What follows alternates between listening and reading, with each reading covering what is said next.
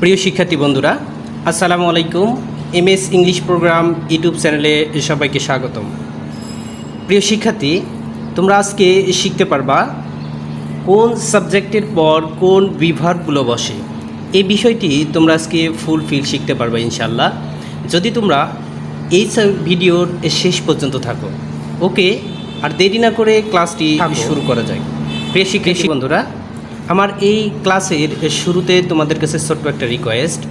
তোমাদের কাছে যদি আমার এই চ্যানেলের ভিডিওগুলো ভালো লাগে তাহলে আমার এই চ্যানেলকে সাবস্ক্রাইব করে দিবা এবং এই ভিডিওগুলো তোমাদের বন্ধুদের মাঝে শেয়ার করে দিবা, যাতে তারাও খুব সহজে ইংলিশকে শিখতে ও বুঝতে পারে। ওকে, তাহলে ক্লাসটি শুরু করা যায়।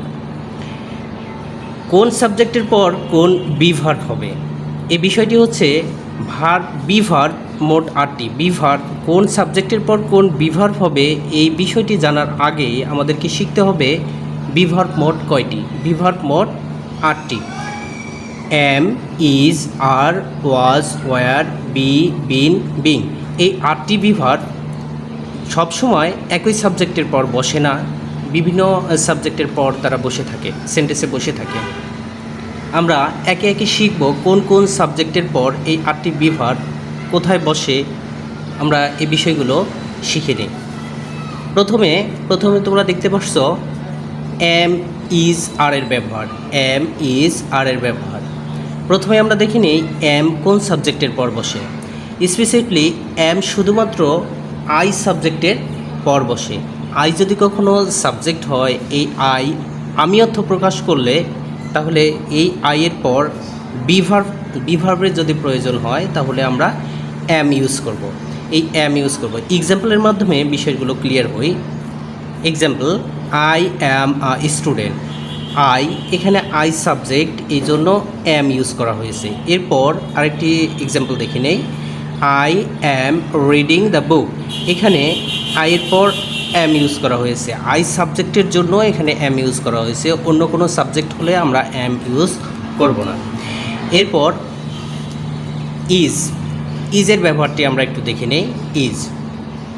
ইজ কোথায় ব্যবহার করতে হয়, কোন সাবজেক্টের পর ইজ হয়। ইজ মূলত হয় এই সাবজেক্টগুলোর পর, যেমন হি যদি কখনো হি, শি, ইট অথবা সিঙ্গুলার কোনো নাউন যদি সাবজেক্ট হয় তাহলে আমরা বিভার্ব হিসেবে অথবা অক্সিলারি ভার্ব হিসেবে ইজ বসাবো। আমরা এক্সাম্পলের মাধ্যমে বিষয়গুলো একে একে ক্লিয়ার হব। Example, he is my friend. He is my friend, এখানে হি হচ্ছে সাবজেক্ট। হি কখনো যদি সেন্টেন্সের সাবজেক্ট হয়, সেই সেন্টেন্সে যদি বিভার্ব কিংবা অক্সিলারি ভার্ব ইউজ করতে হয় তাহলে আমরা ইজ ইউজ করব। এরপর ইট ইজ আ পেন। ইট এখানে সেন্টেন্সের সাবজেক্ট, এই জন্য এখানে ইজ বিভার্বটি ইউজ করা হয়েছে। এরপর Limon is playing the game. Limon এখানে সেন্টেন্সের সাবজেক্ট, বলা হয়েছে সিঙ্গুলার কোনো নাউন হলে, এখানে লিমন সিঙ্গুলার নাউন, এই জন্য এরপরে ইজ বিভার্ব ইউজ করা হয়েছে। শিক্ষার্থী, তোমরা একটু লক্ষ্য করো। এরপর দেখব আমরা আর এর ব্যবহার। আর আমরা কোথায় ইউজ করি, কোন সাবজেক্টের পর। আর ইউজ করব আমরা যদি সাবজেক্ট কখনো উই, ইউ, দে কিংবা প্লুরাল নাউন হয়। সাবজেক্ট যদি কখনো উই, ইউ, দে কিংবা প্লুরাল নাউন হয় তাহলে বিভার্ব হিসেবে আমরা আরকে ইউজ করব। এক্সাম্পলের মাধ্যমে চলো বিষয়গুলো ক্লিয়ার করে নিই। We are students. We are students, এখানে উই সেন্টেন্সের সাবজেক্ট হয়েছে, এই জন্য আর এখানে বিভার্ব কিংবা অক্সিলারি ভার্ব হিসেবে নেওয়া হয়েছে। এরপর দে আর কামিং হেয়ার।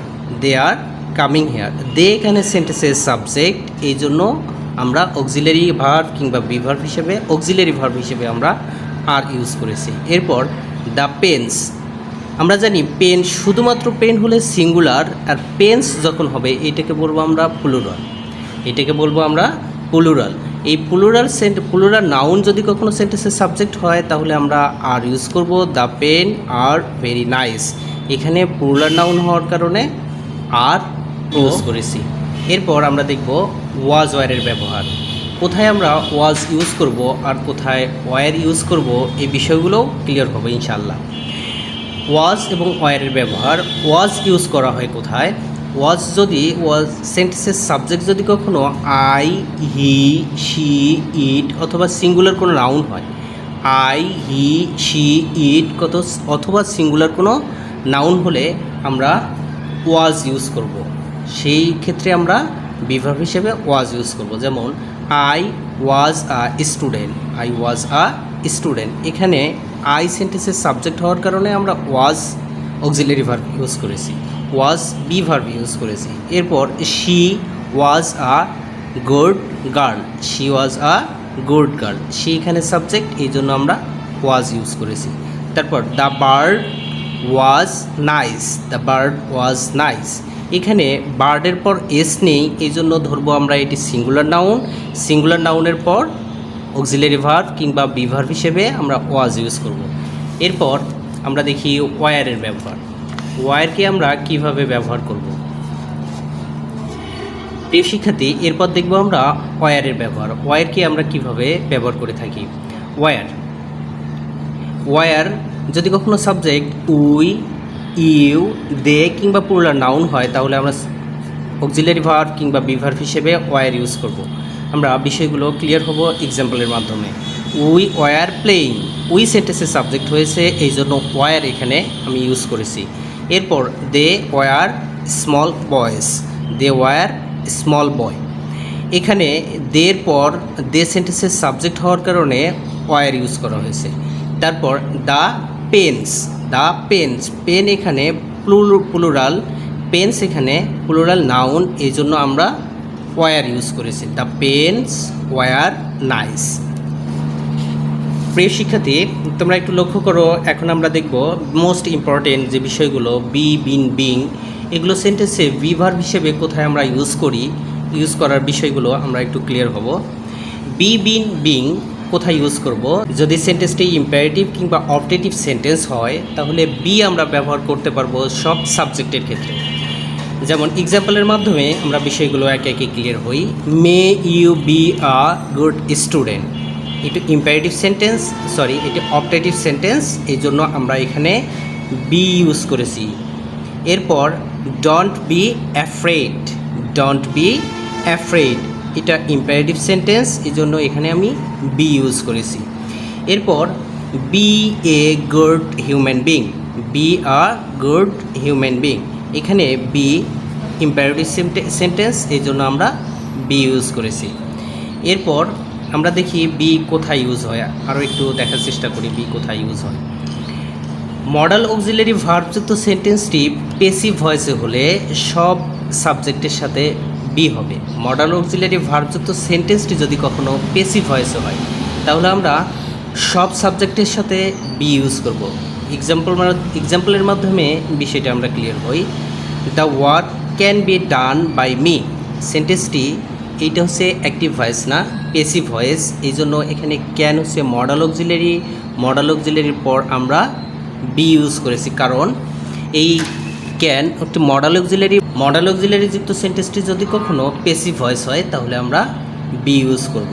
এখানে মডাল অক্সিলারি সেন্টেন্সটি পেসিভ ভয়েস, এই জন্য আমরা এখানে বি ইউজ করেছি। এরপর দেখি the games shall be played me, the games shall be played by us, played by us হবে। তাহলে এখানে শ্যাল হচ্ছে মডাল অক্সিলারি, এই জন্য মডাল অক্সিলারির পর বি ইউজ করা হয়েছে, কারণ এই সেন্টেন্সটি পেসিভ ভয়েসে আছে। এরপর they should be respect by us, they should be respect by us, এই সেন্টেন্সটি পেসিভ ভয়েসে আছে, এই জন্য আমরা শুডের পর বি ইউজ করেছি। আমরা একটু বিনের ব্যবহারটা দেখে নেই। বিনকে আমরা কিভাবে কোথায় ইউজ করে থাকি, ইউজ করার টেকনিকগুলো শিখে নেই। যদি কখনো সেন্টেন্সটি প্রেজেন্ট পারফেক্ট কন্টিনিউয়াস টেন্স হয় কিংবা পাস্ট পারফেক্ট কন্টিনিউয়াস টেন্স হয় অথবা ফিউচার পারফেক্ট কন্টিনিউয়াস টেন্স হয়, তাহলে এর সকল সাবজেক্টের সাথে বিন ব্যবহার করা হবে। তাহলে বুঝতে পারলাম সেন্টেন্সটি যদি কখনো present perfect continuous tense, past perfect continuous tense কিংবা ফিউচার পারফেক্ট কন্টিনিউয়াস টেন্স হয়, তাহলে সব সাবজেক্টের সাথে আমরা বিন ইউজ করব। এক্সাম্পলের মাধ্যমে বিষয়গুলো ক্লিয়ার হওয়া যায়। Example, I have been reading the book since morning. I have been reading the books since morning. এখানে সেন্টেন্সটি প্রেজেন্ট পারফেক্ট কন্টিনিউয়াস টেন্স, এই জন্য আমরা বিন ইউজ করেছি, এরপর she has been cooking dinner for 2 hours। এই সেন্টেন্সটি প্রেজেন্ট পারফেক্ট কন্টিনিউয়াস টেন্স, এই জন্য আমরা এখানে এরপর বিন ইউজ করেছি। শি সাবজেক্ট হওয়ার পরেও আমরা বিন ইউজ করেছি। প্রিয় শিক্ষার্থী, বিনের ব্যবহার আরেকটি ব্যবহার রয়েছে, বিনের এই ব্যবহারটিও আমরা একটু দেখে নিই। প্রেজেন্ট, পাস্ট কিংবা ফিউচার পারফেক্ট টেন্সকে পেসিভ ভয়েস করতে হলে আমরা বিন ইউজ করি। প্রেজেন্ট পারফেক্ট টেন্স কিংবা পাস্ট পারফেক্ট টেন্স কিংবা ফিউচার পারফেক্ট টেন্স যুক্ত সেন্টেন্সটি যদি পেসিভ ভয়েসে আমরা ট্রান্সফার করতে চাই, তাহলে আমরা বিন ইউজ করব সব সাবজেক্টের ক্ষেত্রে, সব পার্সনের ক্ষেত্রে কিংবা সব সাবজেক্টের ক্ষেত্রে। বিষয়টি আমরা এক্সাম্পলের মাধ্যমে ক্লিয়ার হব।